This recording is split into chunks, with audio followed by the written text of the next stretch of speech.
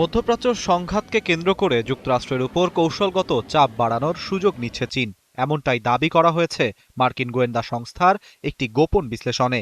যুদ্ধ শুরুর পর থেকেই বেইজিং মধ্যপ্রাচ্যে নিজেদের প্রভাব বাড়াতে সক্রিয় হয়েছে বলে জানানো হয় প্রতিবেদনে। মার্কিন জয়েন্ট স্টাফের গোয়েন্দা বিভাগের প্রস্তুত করা প্রতিবেদনে ডিআইএমই কাঠামো ব্যবহার করে চীনের পদক্ষেপ বিশ্লেষণ করা হয়। ডি ফর ডিপ্লোম্যাটিক, আইতে ইনফরমেশন, এমতে মিলিটারি, ইতে ইকোনমিক, অর্থাৎ এই চার স্তম্ভে চীনের তৎপরতা পর্যবেক্ষণ করেছে ওয়াশিংটন। প্রতিবেদনে দাবি করা হয়, ইরানের হামলায় উদ্বিগ্ন উপসাগরীয় মিত্রদের কাছে অস্ত্র বিক্রি করেছে চীন।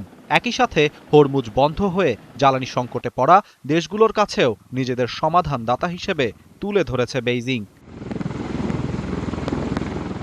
বিশ্লেষকদের মতে নবায়নযোগ্য জ্বালানি ও বিশাল তেল মজুতের কারণে চীন তুলনামূলকভাবে নিরাপদ অবস্থানে রয়েছে, আর সেই সুযোগ কাজে লাগিয়ে থাইল্যান্ড, ফিলিপাইন, অস্ট্রেলিয়া সহ বিভিন্ন দেশের সঙ্গে জ্বালানি সহযোগিতা বাড়িয়েছে বেইজিং।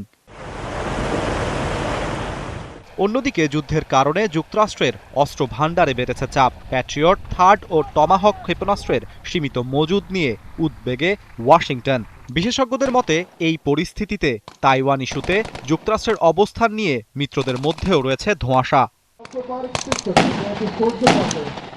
ইরানের সঙ্গে যুদ্ধকে যুক্তরাষ্ট্রের বেপরোয়া সামরিক নীতি হিসেবেও তুলে ধরেছে চীন। বিশ্লেষকরা বলছে, এর মাধ্যমে ওয়াশিংটনের বৈশ্বিক নেতৃত্বের ভাবমূর্তি ক্ষতিগ্রস্ত করার চেষ্টা করছে বেইজিং।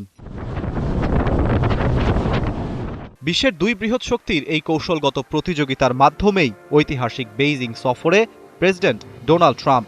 ইরান যুদ্ধের ছায়া যে এখন শুধু মধ্যপ্রাচ্যে সীমাবদ্ধ নেই, বরং তা যুক্তরাষ্ট্র চীন বৈশ্বিক ক্ষমতার লড়াইকেও নতুন মাত্রা দিচ্ছে, সেটি স্পষ্ট হয়ে উঠেছে নতুন এই গোয়েন্দা প্রতিবেদনে। আরাফাত ইসলাম, ৭১।